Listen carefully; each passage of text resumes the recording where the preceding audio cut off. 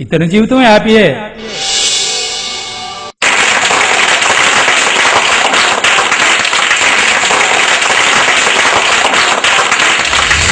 పిల్లలందరికీ good morning. ఈ రోజు మనందరికీ గొప్ప రోజు.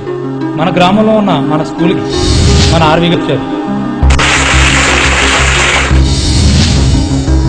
ఆయన ఎంత గొప్ప మనిషి అంటే, మన గ్రామంలో ఒక రైతు ఆత్మహత్య చేసుకుంటే అది తట్టుకోక ఆయన భార్య గుండెపోటుతో మరణించింది. ఆ విషయం తెలిసిన ఆర్వీ గారు వారిద్దరు పిల్లలను ఇదే స్కూల్లో చదివిస్తూ అన్ని బాగోగులు చూసుకుంటున్నారు. అటువంటి మహానుభావుడికి మన గ్రామం తరపున ధన్యవాదాలు తెలుసు సెలవు తీసుకుంటున్నారు.